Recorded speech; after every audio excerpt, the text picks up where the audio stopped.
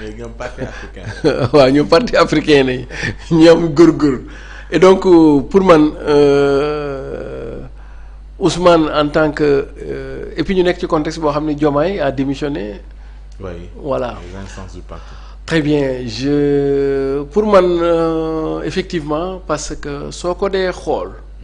depuis ñu jógee ci élection yi le PASTEF en soi. oui là je ne parle pas du mouvement révolutionnaire ah. léegi nag xam nga lan mooy particularité bi. c'est-à-dire que PASTEF mooy PASTEF góorgóorlu yi ñooy góorgóorlu yi léegi nag góorgóorlu yi bu ñu àndee ak PASTEF dañuy nekk le mouvement révolutionnaire xam nga li ma la wax. maintenant fii du ma wax mouvement révolutionnaire du rek ak góorgóorlu yi ak ñeneen yeneen gars yeeg yooyu ah. mais disons tous les partis de la coalition Diomaye bu ñu àndee on devient le mouvement révolutionnaire. mën nga ko jàngate ci 2-3 anam peut-être première anam bi mooy depuis ñu pare ci élection présidentielle yi daanaka du point de vue politique Pastef n'a pas fait une mobilisation politique Pastef avait fait dans ce qu'on appelle les mobilisations disons étatiques c'est-à-dire que ñoom Ousmane depuis ñu ñëw pouvoir li ñu def yëpp ça s'inscrit dans le cadre de l'État hein sauf bi amoon université je pense. Ouais. voilà bi amoon université te boobu c'était beaucoup plus destiné à l'étranger hein il parlait à l'étranger par personne interposée à la personne de Mélenchon et que souvent aussi les lendemains de victoire c'est toujours comme ça xam nga victoire. bu ñu ko amee ba pare dafay am benn les gens baissent un peu les gardes. xam nga da ngay xool sa koñ bu équipe bi footballee ba gagné xam nga bu ñu ñëwee dañuy bàyyandi ko quoi même le lendemain bu ñu leen woowee entraînement sax gars yi duñ ñëw quoi xam nga dafa mel ni comme si dafa am benn temps de très bien dafa mel ni am benn temps de savourer quoi et que nag léegi peut-être su ma koy analyser du point de vue des gars au Pastef depuis que élection yi jeex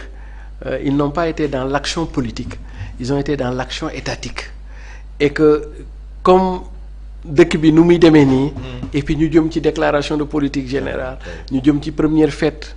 tabaski war a jëm ci hivernage peut-être chez Ousmane ce serait bien de remobiliser les troupes surtout dans un contexte où il est attendu beaucoup des uns et des autres disons de Pastef en termes d'accompagnement donc ça je peux le comprendre comme une forme de remobilisation politique pour war ni liggéey bi dëgg-dëgg ak xeex bi dëgg-dëgg tey lay doog a tàmbali c'est-à-dire que ñoo àndandoon wut mais nekku ni dañoo am rek ñëpp dem tëddiwaat nelaw tey ngeen war a gën a mën a daas bagages yi xam nga ñu def alerte veille ak accompagnement ak compréhension parce que souvent xam nga c'est un peu la réalité aussi du pouvoir nga nekk opposition di xeex moom en général da ngeen di juboo waaye bu ngeen xesee ba jot dara les attentes des uns et des autres mën na indi ay frustration et cetera et donc pour man du point de vue politique si je l'analyse du point de vue science politique ce serait bien c'est bien que Ousmane s'adresse waa dajeeg ñoom quoi pour les remobiliser pour feddali seen kóllëre ak reconnaître ñoom seen mérite ci xeex bi et d'ailleurs pour man sax lii ñoom dañ koy yeex a def man gis nga bi Diomaye faloo ba def prestation de serment xam nga lan laa proposé woon man waaw Diomaye woo stade bi woote stade ñu ubbi bunt yi fu jeunesse sénégalaise nekk c'est ce que j'appelle le mouvement révolutionnaire ñu woo leen mu mel ni comme si dafay signer ak ñoom ce que j'appelais le contrat citoyen xam nga lu tax parce que lu ñu am ci combat bi rek c'est le mouvement révolutionnaire comme li may wax góorgóorlu yi ma damay tooñ Ousmane quoi nee na ko attention yow góorgóorlu yi la xeexal de billaahi waaw yow Pastef lu ngeen am rek sant leen ko góorgóorlu yi waaw mooy ambulant bi mooy mécanicien bi mooy menuisier bi mooy tôlier bi mooy cak-cakmaan bi et cetera ñëpp yooyu ñoo gis jaaykatu café bi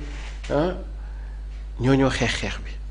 góorgóorlu yi les laissés pour compte débrouillards yi ñoom ñoo xeex bi et ñooñu bu ñuy def prestation de service du ñu mën a accéder ci salle bi parce que c'est petit. comprendre pour man nag l'une des manières parce qu'on est dans des démarches de révolution de mouvement populaire du woon rek ñu xeex yu pare nga yemale ko dans des approches institutionnelles dafa waroon am benn approche populaire ba ñu defee affaire état ba tënku état dañoo waroon a génn foofu nag woote comme Ablaye Wade na mu woote woon ci stade ba. comprendre mu amanteeg benn contrat moral avec cette jeunesse bi ko fal xam nga walla mu wax jox jeunesse bi wax. jox ko est-ce que comprendre nga. ñu àndandoo wàcc ci liggéey bi def est-ce que pour man loolu période sax investiture la juste une semaine après investiture pour wax leen ni lii lépp yéen la mais voilà nos engagements ñu am ak kii bi mais comme il n'est jamais trop tard pour faire. Diomaye ayant démissionné du parti. Et d'ailleurs même ses fonctions ne seraient pas compatibles avec Ousmane jël ko donc il n'est jamais trop tard pour faire pour man nag c'est le lieu de Ousmane déjà mu dellu leen njukkal que noonu la ñuy wax recréer le lien social parce que avant ñëw ñu ñëw pouvoir le peuple et Ousmane était très proche était même très soudé au peuple de par que nga accéder au pouvoir avec les protocoles d'État et cetera loolu dana tax sax comprendre nga même bu fekkee Ousmane bëgg ko sax mais c'est le protocole qui est lourd est-ce que comprendre nga léegi nag mu defaat événement booy ñëw ñu saafonte ñoom ñu wax moom mu wax jox leen booy wax jox ko dana tax ñooñee seen xel dal ci xam ni ñii fàttewuñ leen ñii tamit xam ni ñee ils les ont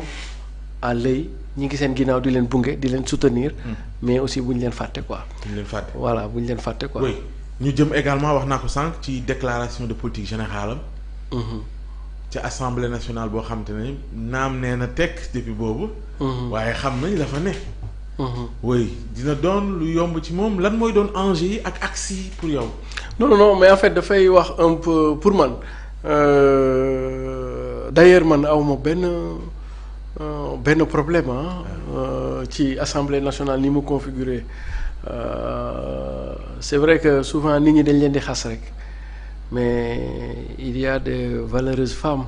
et de valeureux hommes au niveau de l'assemblée nationale. am na ñu bëgg Sénégal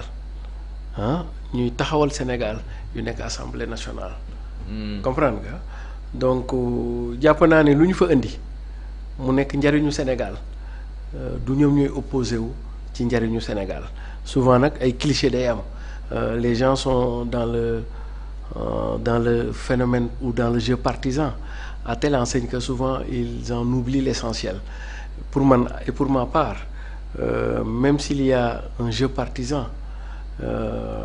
l'enjeu national prend le dessus sur le jeu ou le phénomène partisan au niveau de l'Assemblée nationale. Et d'ailleurs sax c'est-à-dire que ce n'est pas parce que ñi opposition nañu nekk que dañuy gëmm tëx lu déedéet foofu ay kilifa ñoo fa nekk quoi comprendre nga donc ça fa des rek ci li ñu leen di indil bu ñu jàppee ni ñoom seen aqulaay taala lii njariñu Sénégal la. dañ koy wote ñoom amuñu ci benn kii parce que ñoom Sénégal moo leen indi foofu ba pare baleen foofu. est-ce que comprendre kon donc c'est des gens d'un certain niveau. alors pour man nag yow li ngay koy wax noonu. mooy dafay jox un peu la tendance de ce qui sera les axes stratégiques des politiques publiques pour les 5 prochaines années. comprendre nga. Parce que la déclaration de politique générale n'est rien d'autre en définitive qu'une feuille de route pour un gouvernement maanaam déclaration politique générale. genre concept note la quoi note conceptuelle la buy wax ni yow fee laa jëm te ci fële may jëm nii laa fay demee yaakaar naa ni telle heure laa fay àgg bu may dem lii ak nii lay àndal et cetera et cetera c'est-à-dire que da ngay dafa mel ni da ngay joxante ay nit rendez-vous pour ñu kii ko amara tu installes tes bureaux dans le futur et donc déclaration politique du dara lu dul juróomi at yi nii nañu bëgg a doxee lii nañ bëgg a def ci domaine bii lii nañ bëgg a def nii nañ koy defee ci ñii nañ ciy àndal et cetera domaine bi nii nañ koy defee nii nañ koy doxee et cetera et cetera. Et donc du c'est pas quelque chose de diable hein. Et donc ce qui fait que ma bëgg a préciser benn affaire. xam nga et qui a été mal expliqué au niveau de notre coalition d'ailleurs moo tax mu indi amalgame xam nga gars yu bëri dañ ñaan projet PASTEF Ousmane Sonko nee na amul. non loolu amul projet PASTEF loolu am na d'ailleurs moom lañ doon présenté ci présentation coalition bi mais xam nga lan moo am ci diggante bi. ñu Ousmane bi ñu gañee gars yi dañ ko ni mais ñun coalition nañu. comme coalition nañu du ñu mën rek exécuter 100% programme PASTEF parce que ci programme PASTEF am na ci ñu nekk ci coalition yoo xam ne am na ay points yoo xam ne d'accorduñ ci ba ci man mii amoon na ay points yoo xam ne d'accorduñ ci léegi nag su fekkee dañu bëgg a àndum nawle du ngeen ñu xëcc buum rek jiital ñu rek xëcc ñu ne ñu ñëw leen déedéet kon ñu dañuy nekk ay benn wii donc yéen programme boobu jàppaleen ni ko yéen ci campagne bi moom ngeen présenter Sénégalais yi donc léegi yéen jàppaleen ko comme programme de campagne. léegi nag nañ jublu ci programme de gouvernance est-ce que vrai ñun leen ne pour ñu def programme de gouvernance il faut que yéen ñun suñuy préoccupation yéen ngeen jël ko en compte loolu la Ousmane nag di tëgg à la faveur de li ñuy dëxëñaat ci politique de déclaration politique générale moo tax mun leen projet bi pareegul les gars avaient compris que li mu leen wax déedéet. c'est-à-dire que peut-être y a un glissement sémantique projet PASTEF bi mu baataree campagne boobu pare na comprendre mais bi ñu gañee ba ñëw coalition Diomaye ba toog suñu biir ci lañ leen ni mais projet PASTEF bi ngeen baataree campagne da ci am ay points yu bari yoo xam ne ñun d'accorduñ te il faut bu fekkee dañuy ànd nawle su fekkee dañu nar a coalition bi dañu ko war a maintenir pour gouverner il faut ñu toogaal tëgg ko quoi. Sur beaucoup de points sax surtout sur les questions économiques ak les questions de réforme même est-ce que comprendre léegi Ousmane ak Diomaye d'accord comme léegi dañuy ànd nawle nañu tegaat lépp ci table bi léegi ñu am base de travail programme mu PASTEF léegi nag coalition bi ñu ñëw point par point ku ci d'accordul ñu waxtaan ci ba tënk dara léegi nag programme boobu moom mooy nekk après politique de déclaration générale loolu mooy doon programme de gouvernance est-ce que vous comprenez? Maintenant les gens ont confondu le programme de campagne de Ousmane loolu waa PASTEF la concerné ak le problème de gouvernance le programme de gouvernance bi ñu war a dawal boo xam ne moom mooy génn ci travaux yi ñuy def nii moom la ñuy yóbbu politique générale bu ñu ko cuwee c'est ça qui sera le programme de kii bi maintenant exit le programme PASTEF loolu c'était le programme de campagne électorale mais malheureusement on l'a si mal expliqué que damay dégg ñu ni voilà Ousmane Sonko dafa leen wax ni am na projet xaw ma programme ñëw ba fii mun leen programme parewul dañ koy bind non c'est-à-dire que li ñu ànd en tant que coalition xam nga coalition bi ñaata nañ grand 86 partis politiques te ci biir coalition bi xoolal am na ci ay des hommes de gauche donc nécessairement des politiques de gauche am na ci des hommes de droite nécessairement des politiques de droite am na ci des centristes nécessairement des politiques de centre am na ci ay souverainistes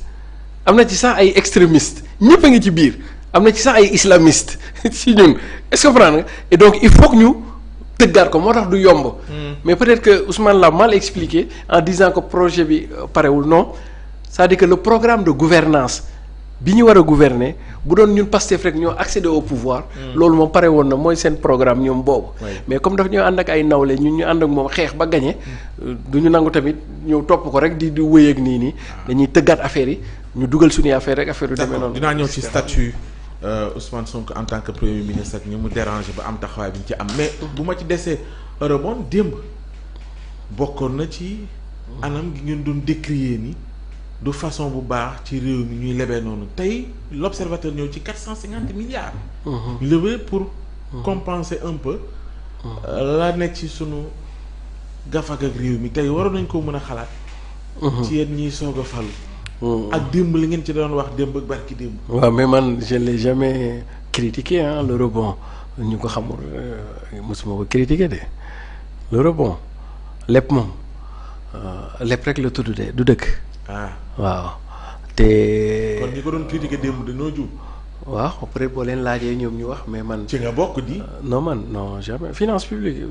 Europe non. non dama bëgg a wax ni yéen a àndandoo jamono ji. waaw mais nekkul ni dañu ànd rek. ànd bi daal absolument non d'ailleurs noonu et d'ailleurs loolu moo tax sax comme li ma loon expliqué sax absolument non c'est-à-dire que état